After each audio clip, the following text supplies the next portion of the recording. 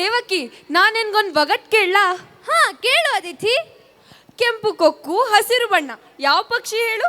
ಅಯ್ಯೋ, ಇದ್ರ ಗಿಳಿ. ಇದ್ಯಾರಿಗ್ ಗೊತ್ತಿಲ್ಲ ಹೇಳು? ಹೌದು, ಆದ್ರೆ ಇಲ್ಲೊಂದು ಗಿಳಿನ ನೋಡಿದ್ರೆ ನನ್ ಕರಳೆಲ್ಲ ಚುರ್ರಂತಿದೆ. ಯಾಕೆ, ಏನಾಯ್ತು? ಯಾವ ಗಿಳಿ ಅದು?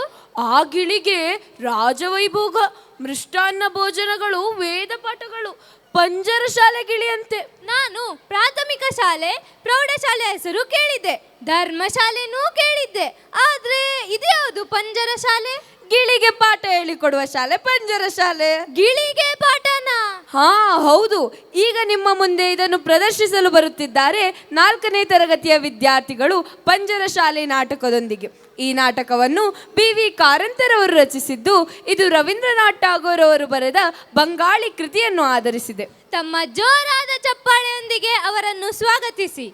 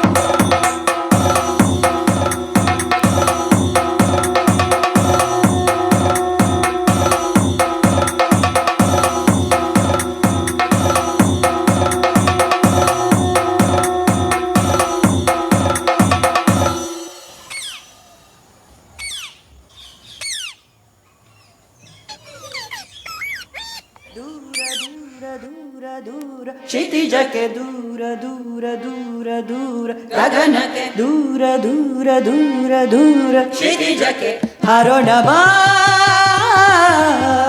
ಹರೋಣ ಬಾ ಹರೋಣ ಬಾ ಹರೋಣ ಬಾ ಹರೋಣ ಬಾ.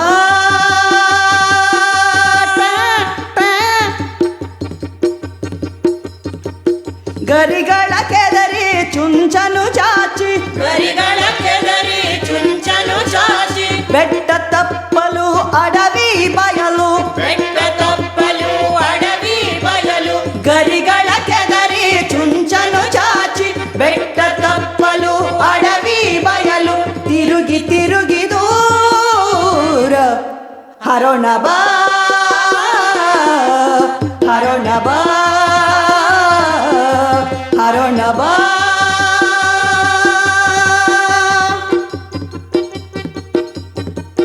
ಗಿಡದಿಂ ಹಣ್ಣನ್ನು ತಿಂದು ತೊರೆಯಿಂ ನೀರನ್ನು ಕುಡಿದು, ಗಿಡದಿಂ ಹಣ್ಣನ್ನು ತಿಂದು ತಿಂದು ತೊರೆಯಿಂ ನೀರನ್ನು ಕುಡಿದು, ಕುಡಿದು ಆಕಾಶ ಛತ್ರಿ ಗಾಳಿಯ ತೇರು, ಆಕಾಶ ಛತ್ರಿ ಛತ್ರಿ ಛತ್ರಿ ಗಾಳಿಯ ತೇರು, ತೇರು ತೇರು ಏರಿ ಏರಿ ದೂರ ಹರೋಣ ಬಾ ಹರೋಣ ಬಾ ಹರೋಣ ಬಾ.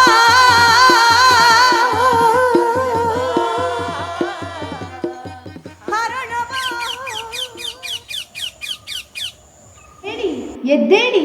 ಕಾಡುಗಿಳಿಗಳು ರಾಜತೋಟಕ್ಕೆ ನುಗ್ಗಿ ಹಣ್ಣುಗಳನ್ನು ನಾಶಪಡಿಸುತ್ತಿವೆ. ಹಾ, ಹಿಡಿಯಿರಿ, ಸದೆಬಡೆಯಿರಿ, ಬಿಡಬೇಡಿ, ಒಂದು ಪಿಳ್ಳೆಯೂ ಹಾರಿ ಹೋಗದಿರಲಿ. ಹಿಡಿಯಿರಿ.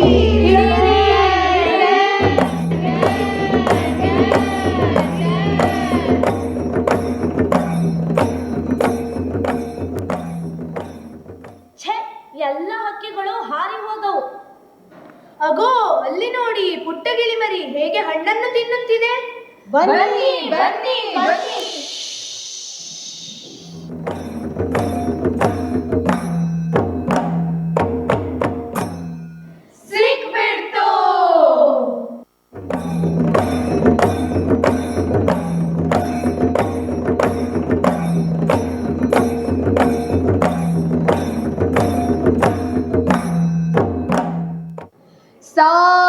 ಪ್ರಧಾನ ಮಹಾಕರುಣಾಳು ಖಗಮೃಗ ಕೃಪಾಳು ಗಿಡಮರ ದಯಾಳು ವಿದ್ಯಾವತಂಸ ಪ್ರಜ್ಞಾವಧಾನಿ ಕಣಕಣಕು ವಿದ್ಯಾದಾನಿ ವಾಚಾಳ ಪುರಾಧೀಶ್ವರ ದಯಮಾಡಿಸುತ್ತಿದ್ದಾರೆ ಘೋಪರ ಘೋಪರ ಘೋಪರ.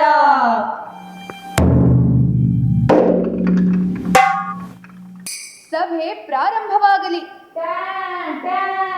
ಇದೇನು ಒದರ್ತಾ ಇದೆ? ಯಾವ ಭಾಷೆ ಮಾತಾಡ್ತಾ ಇದೆ ಇದು? ಪ್ರಾಕೃತ ಭಾಷೆಯೇ ಅಥವಾ ಪಿಶಾಚ ಭಾಷೆ? ಮಹಾರಾಜ, ಇದೊಂದು ಕಾಡು ಗಿಳಿ, ಅನಾಗರಿಕ. ವಸಂತ ಕಾಲಕ್ಕೆ ಮದ ಹತ್ತಿ ರಾಜ ತೋಟಕ್ಕೆ ನುಗ್ಗಿ ಹಣ್ಣು ಹಂಪಲುಗಳನ್ನು ನಾಶಪಡಿಸಿದೆ. ಅದಕ್ಕೆ ಮಾತು ಬರುತ್ತದೆ? ಇಲ್ಲ ಮಹಾರಾಜ. ಶ್ರುತಿ ಬರಲಿ. ಸಾ ರೇ ಗಾ ನೀ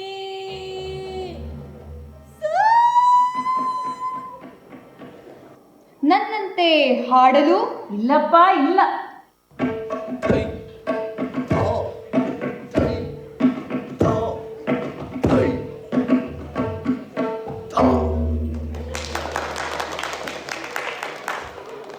ನನ್ನಂತೆ ನರ್ತಿಸಲು? ಇಲ್ಲವೇ ಇಲ್ಲ. ಮಹಾಪ್ರಭು, ಈ ಗಿಳಿ ಅರಣ್ಯವಾಸಿ, ತೀರಾ ಸಂಸ್ಕೃತ. ಸಂಗೀತವಿಲ್ಲ, ನೃತ್ಯವಿಲ್ಲ, ಗದ್ಯ ಪದ್ಯದ ಭೇದ ಗೊತ್ತಿಲ್ಲ. ಒಂದು ಎರಡು ಮಗ್ಗಿ ಕೂಡ ಬರೋದಿಲ್ಲ. ಇದಕ್ಕೆ ಬರೋದು ಒಂದೇ, ಗಿಡಮರ ಹತ್ತಿ ಕೊಂಬೆ ಮುರಿದು ಹಣ್ಣು ತಿನ್ನೋದು, ಉದುರಿಸೋದು, ಆಮೇಲೆ ಅಷ್ಟೇ. ಛೀಛಿ, ಬರೀ ಹಣ್ಣು ತಿನ್ನೋದೊಂದೇ ಗೊತ್ತೇ? ಈ ಸಭ್ಯ ಸುಶಿಕ್ಷಿತ ನಾಗರಿಕ ರಾಜ್ಯದಲ್ಲಿ ಈ ಅನಾಗರಿಕ ಪಕ್ಷಿ. ಮತ್ತೆ ಇದಕ್ಕೆ ನೀವೇ ಸಾಕ್ಷಿ. ಮಂತ್ರಿ, ಅಪ್ಪಣೆ ಪ್ರಭು. ಈ ಅಸಭ್ಯ ಪಕ್ಷಿಯನ್ನು ರಾಜಶಾಲೆಗೆ ಸೇರಿಸತಕ್ಕದ್ದು. ಇದಕ್ಕೆ ಶಿಕ್ಷಣ ಕೊಡಿಸಿ ಸುಧಾರಿಸಿ ಆಧುನಿಕ ಮಾಡತಕ್ಕದ್ದು. ಅಪ್ಪಣೆ ಮಹಾಪ್ರಭು. ಮಹಾರಾಜ, ತಮ್ಮ ಅಳಿಯ ದೇವರು ಮಹಾ ಪ್ರತಿಭಾಶಾಲಿಗಳು, ದೇಶ ಕೋಶ ಸುದ್ದಿ ಬಂದವರು, ವಿದೇಶಗಳಿಂದ ಪದವಿಗಳನ್ನು ಹೊತ್ತು ತಂದವರು, ಸದ್ಯ ನಿರುದ್ಯೋಗಿಗಳು. ಅದಕ್ಕೆ ಒಂದು ವಿನಂತಿ, ಅಳಿಯ ರಾಜರಿಗೆ ಶುಕ ಶಿಕ್ಷಣದ ಭಾರವನ್ನು ವಹಿಸಿಬಿಡಬಹುದಲ್ಲವೇ? ವಿನಂತಿಯನ್ನು ಸ್ವೀಕರಿಸಿದ್ದೇವೆ. ಅಳಿಯ ರಾಜ ಇಂದಿನಿಂದ ಶುಕ ಶಿಕ್ಷಣದ ಮಂತ್ರಿ.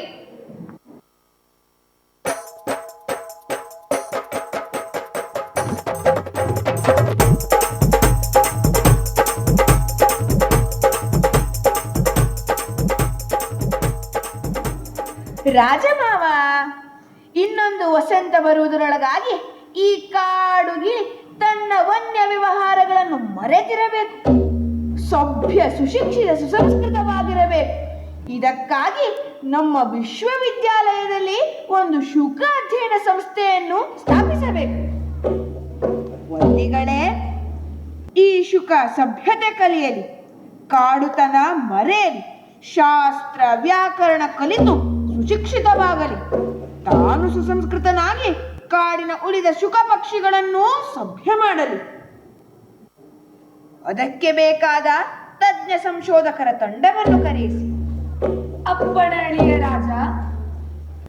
ಉದ್ಯಾನ ರಕ್ಷಕರೇ, ತೆಗೆದುಕೊಂಡು ಹೋಗಿ ಅಸಭ್ಯ ಕಾಡುಗಿಳಿಯನ್ನು. ಇದಕ್ಕೆ ಸ್ನಾನ ಮಾಡಿಸಿ ಸುಗಂಧ ದ್ರವ್ಯಗಳನ್ನು ಸಿಂಪಡಿಸಿ ಕಾಡಿನ ದುರ್ಗಂಧ ದೂರವಾಗಲಿ. ಅಳಿಯ ರಾಜ, ನಿನ್ನ ಕಾರ್ಯದಲ್ಲಿ ಜಯವಾಗಲಿ. ಮಂತ್ರಿ, ಡಂಗುರ ಹೊಡೆಯಿಸು. ಪ್ರತಿಯೊಬ್ಬ ಪ್ರಜೆಗೂ ಗೊತ್ತಾಗಲಿ, ಅಲ್ಪವಾದ ಒಂದು ಪಕ್ಷಿಯ ಶಿಕ್ಷಣದಲ್ಲೂ ರಾಜರ ಆಸಕ್ತಿ ಎಷ್ಟಿದೆ ಎನ್ನುವುದು. ಅಪ್ಪಣೆ ಮಹಾಪ್ರಭು.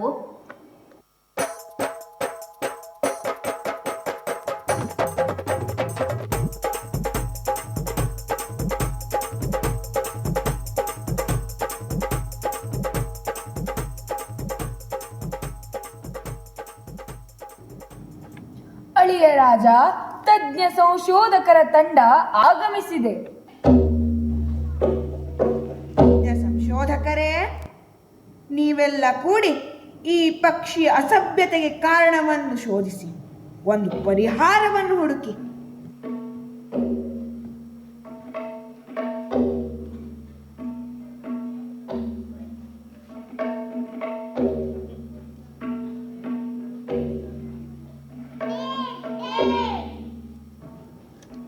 ಹಳೆಯ ರಾಜ, ಈ ಗೂಡಿನಲ್ಲಿರುವ ಪ್ರತಿಯೊಂದು ವಸ್ತುವು ಅರಣ್ಯ ವೃಕ್ಷಗಳದ್ದಾಗಿದೆ. ಅದಕ್ಕೆ ಹೀಗೆ.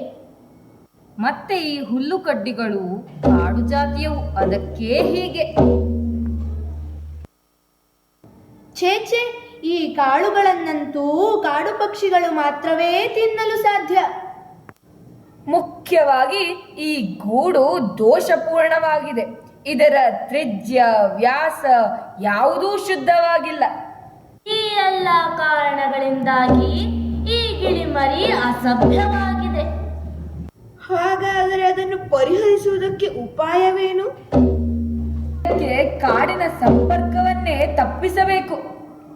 ಈ ಶುಕ ಪಕ್ಷಿಯ ರೆಕ್ಕೆ ಪುಕ್ಕಗಳನ್ನು ಕತ್ತರಿಸಿ ಹಾಕಬೇಕು. ಅಲ್ಲ ಅಲ್ಲ, ಅದರ ಕಾಲುಗಳನ್ನು ಕಡಿದು ಹಾಕಬೇಕು. ಇಲ್ಲ ಇಲ್ಲ, ಅದರ ಕೊಕ್ಕಿಗೆ ಬೀಗ ಮುದ್ರೆ ಹಾಕಬೇಕು. ಯಾವುದೂ ಅಲ್ಲ, ಅದರನ್ನು ಬಂಧಿಸಿ ಉಪವಾಸದಲ್ಲಿರಿಸಬೇಕು. ಆಮೇಲೆ ಅದಕ್ಕೆ ಶಾಸ್ತ್ರ ಪುರಾಣಗಳನ್ನು ಕಲಿಸಬೇಕು. ಅಂದರೆ ಅದನ್ನು ಸೆರೆಮನೆಯಲ್ಲಿ ಇಡಬೇಕೆ ಅಥವಾ ಶಾಲೆಯಲ್ಲಿ ಇರಿಸಬೇಕೆ? ಶಾಲೆಯೂ ಹೌದು, ಸೆರೆಮನೆಯೂ ಹೌದು. ಅಂದರೆ ಪಂಜರ ಶಾಲೆ. ಹಾ, ಪಂಜರ ಶಾಲೆ.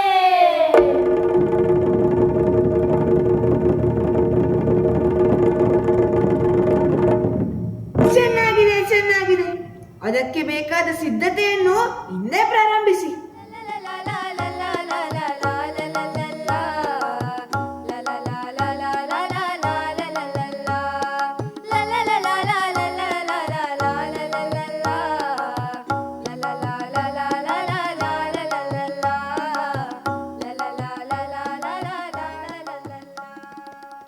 ಕೇಳಿದ್ರಾ ವಿಷಯನ? ಏನಪ್ಪ ಅದು? ಗಿಳಿಮರಿಗೆ ಪಂಜರ ಶಾಲೆ ಅಂತೆ. ಹಾ, ಗಿಳಿಮರಿಗೂ ಪಂಜರ ಶಾಲೆಯಂತೆ. ಓದಿ ಓದಿ ಗಿಳಿಮರಿ ಮುಂದೆ ಪಂಡಿತನಾದೀತು. ಆದರೆ ಇದರಿಂದ ನಮಗೇನಾದೀತು? ಚೀಚಿ, ರಾಜದ್ರೋಹಿಗಳು, ಹೊಗಳುಂಬಟ್ಟರು. ಪ್ರಭುಗಳೇ ನಿಮ್ಮನ್ನು ವಿಚಾರಿಸಿಕೊಳ್ಳುತ್ತಾರೆ. ಪ್ರಜೆಗಳೇ ನಿಮ್ಮನ್ನು ವಿಚಾರಿಸಿಕೊಳ್ಳುತ್ತಾರೆ.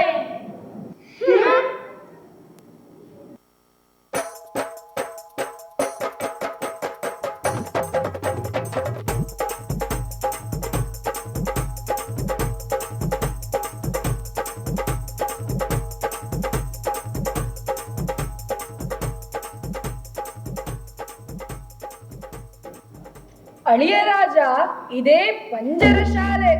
ಇದು ಬರೆಯೋ ಕೋಣೆ. ಇದು ಓದೋ ಕೋಣೆ. ಇದು ಚಿತ್ರಿಸೋ ಕೋಣೆ.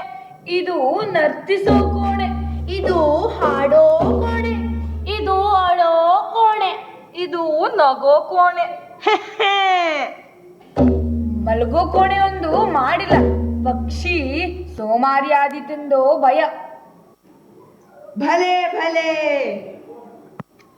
ಅಳಿಯ ರಾಜರೇ, ಶುಕ ಶಿಕ್ಷಣದ ಪಠ್ಯವನ್ನು ರಚಿಸಿಯಾಗಿದೆ. ಅದರಲ್ಲಿ ವೇದ, ಉಪನಿಷತ್, ಪುರಾಣಗಳ ತತ್ವ ಅಡಕವಾಗಿದೆ. ಅದರ ಜೊತೆಗೆ ಹಾಡು, ನೃತ್ಯ, ಭಾಷೆ, ವ್ಯಾಕರಣ, ಛಂದಸ್ಸು ಎಲ್ಲವನ್ನು ಕಲಿಸಲಾಗುವುದು. ಭಲೆ ಭಲೆ. ಇಂದಿನಿಂದಲೇ ಪಾಠ ಪ್ರಾರಂಭವಾಗಲಿ. ಒಂದಿಗಳೇ ತಜ್ಞ ಪಾರಂಗತರಿಗೆ ಚಿನ್ನದ ನಾಣ್ಯಗಳನ್ನು ಕೊಟ್ಟು ಕಳುಹಿಸಿ. ಅಳಿಯ ರಾಜರು ಬಹುಕಾಲ ಬಾಳಲಿ. ಪರಮಾತ್ಮ ಇವರ ಬುದ್ಧಿಯನ್ನು ಹೀಗೆ ಇಡಲಿ.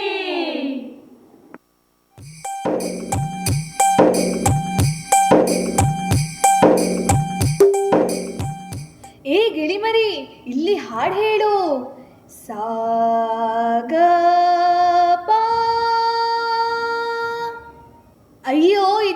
ಹೇಳ್ತಾನೇ ಇಲ್ಲ. ಏ ಗಿಳಿಮರಿ, ನಾನು ನಿನಗೆ ನೃತ್ಯ ಕಲಿಸುವೆ. ಎಲ್ಲಿ ಕುಣಿ? ಅಯ್ಯೋ, ಇದು ಕುಣಿಯಲಾರದು. ಏ ಗಿಳಿಮರಿ, ಆ ಕಾಳುಗಳನ್ನು ಬಿಟ್ಟು ಈ ಭಕ್ಷ್ಯ ಭೋಜನವನ್ನು ತಿನ್ನು. ಅಯ್ಯೋ, ಇದು ಏನು ತಿಂತಾನೆ ಇಲ್ವೇ? ಗಿಳಿಮರಿ ಕೇಳು, ನಾನು ನಿನಗೆ ತತ್ವ ಬೋಧಿಸುವೆ. ಇಲ್ಲಿ ಬಾ, ನಾನು ನಿನಗೆ ವ್ಯಾಕರಣ ಕಲಿಸುವೆ. ಅಯ್ಯೋ, ಈ ಗಿಳಿಮರಿ ಮಲಗ್ಬಿಟ್ಟಿದೆ. ಸರಿ, ಬನ್ನಿ ನಾವು ಮಲಗ್ಬಿಡೋಣ. ಬನ್ನಿ ಬನ್ನಿ.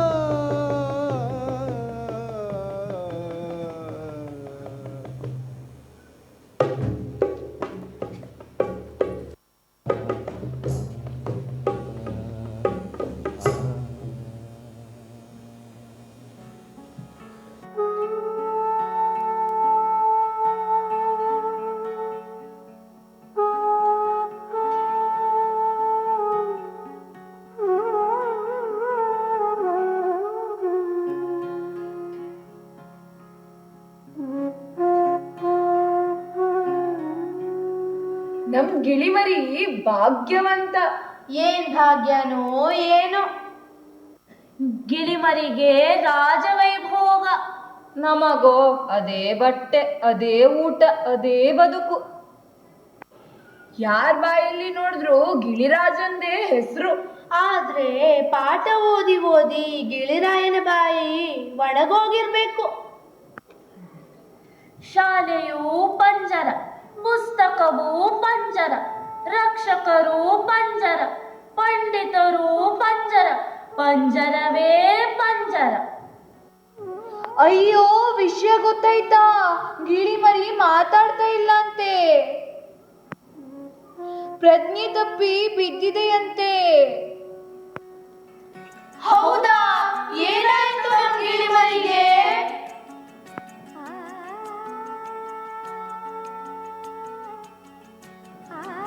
ಮಂತ್ರಿ, ನಾನಿದೇನನ್ನು ಕೇಳುತ್ತಿದ್ದೇನೆ. ನಮ್ಮ ಶಿಕ್ಷಣ ವ್ಯವಸ್ಥೆ ಅತ್ಯುತ್ತಮವಾಗಿದೆ ಪ್ರಭು. ಪಂಜರ ಶಾಲೆ ಸರ್ವೋತ್ತಮವಾಗಿದೆ ರಾಜನ್. ಗಿಳಿಮರಿ ಸ್ವರ್ಗ ಸುಖದಲ್ಲಿದೆ. ಹಾಗಾದರೆ ಈ ಪ್ರಶಂಸಕ ನಿಂದಕರ ಮಾತು? ಅಳಿಯ ರಾಜರೇ ಈ ಕಡೆ ದಯಮಾಡಿಸುತ್ತಿದ್ದಾರೆ. ರಾಜಮಾವ, ನಿಂದಕರು ಸುಳ್ಳರು. ಬೇಕಾದರೆ ಸಮಸ್ತ ಜನರ ಸಮ್ಮುಖದಲ್ಲೇ ತಾವು ಸ್ವತಃ ಶಿಕ್ಷಣ ಯೋಜನೆಯನ್ನು ಪರಿಶೀಲಿಸಿ ನೋಡಬಹುದು. ಸರಿ, ಹಾಗಾದರೆ ಗಿಳಿಮರಿಯನ್ನು ರಾಜತೋಟಕ್ಕೆ ಕರೆತನ್ನಿ. ಅಪ್ಪಣೆ ರಾಜಮಾವ.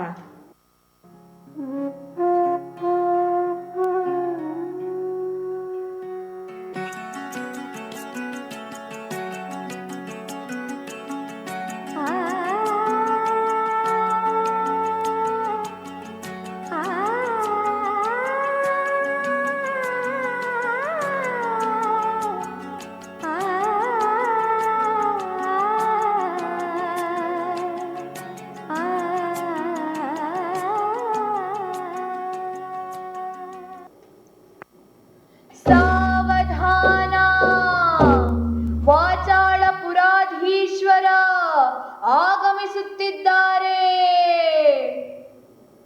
ರಾಜಮಾವ, ಇಂದೇ ವಸಂತಾಗಮನ. ಗಿಳಿರಾಜ ಸಭ್ಯನಾಗಿದ್ದಾನೆ, ಸುಸಂಸ್ಕೃತನಾಗಿದ್ದಾನೆ.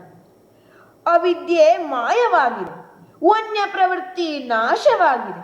ಗಿರಿರಾಜ ಒಬ್ಬ ನಾಗರಿಕನಾಗಿದ್ದಾನೆ. ಶುಭ ಸಮಾಚಾರ. ಹಾಗಾದರೆ ಗಿಳಿರಾಜ ಸ್ವತಂತ್ರನಾಗಬಹುದು? ಇಲ್ಲ ಪ್ರಭು, ಗಿಳಿರಾಜನಿಗೆ ಸ್ವಾತಂತ್ರ್ಯದ ಪಾಠವನ್ನು ನಾವು ಕಲಿಸಲೇ ಇಲ್ಲ. ಅಂದರೆ ಅದು ತಾನಾಗಿ ಹಾರಲಾರದೆ? ಹಾರಲಾರದು ಪ್ರಭು. ತಾನಾಗಿ ಹಾಡಲಾರದೆ? ಹಾಡಲಾರದು ಪ್ರಭು. ಕಾಳು ಕಂಡು ಮೊದಲಿನ ಹಾಗೆ ಈಗ ಚೀರಲಾರದೆ? ಚೀರಲಾರದು ಪ್ರಭು. ಹಾರಾಟ, ಚೀರಾಟ ಇವೆಲ್ಲ ಶುಕ ಪಕ್ಷಿ ಅವಿದ್ಯೆಗೆ ಮೂಲ ಕಾರಣಗಳಾಗಿದ್ದವು. ಈಗ ಅವೆಲ್ಲವನ್ನು ನಾಶಪಡಿಸಲಾಗಿದೆ. ಹಾಗಾದರೆ ನಾವೇ ಈಗ ಈ ಗಿಳಿಮರಿಯನ್ನು ಮುಕ್ತಗೊಳಿಸೋಣ. ಹೇ ಶುಕವೇ, ನೀನೀಗ ಸುಶಿಕ್ಷಿತ, ಸುಸಂಸ್ಕೃತ, ಸಭ್ಯ ನಾಗರಿಕ. ನೀನೀಗ ಮುಕ್ತ. ಇಲ್ಲಿ ಕಲಿತ ನೂರಾರು ನಾಗರಿಕ ವಿದ್ಯೆಗಳನ್ನು ನೀನು ಕಾಡಿಗೆ ಹೋಗಿ ಪ್ರಚಾರ ಮಾಡು. ಮಹಾವಾಚಾಳಪುರದ ಸಭ್ಯ ನಾಗರಿಕತೆಯನ್ನು ದೂರ ಬಹುದೂರ ಪ್ರಸರಿಸು. ಹೋಗು.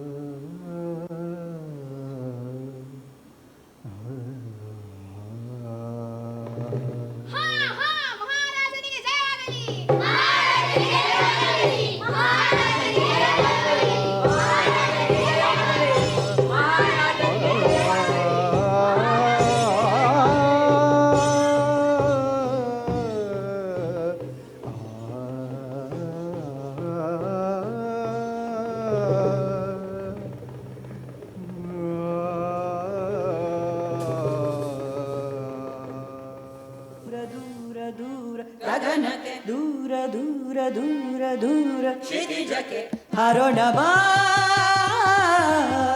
ಹರೋಣ ಬಾ ಹರೋಣ ಬಾ ಹರೋಣ ಬಾ ಹರೋಣ ಬಾ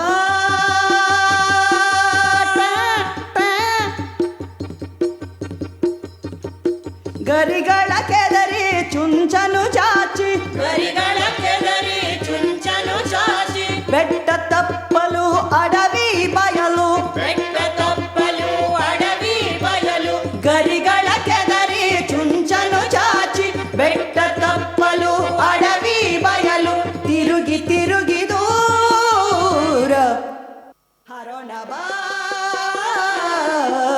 ಹರೋಣ ಬಾ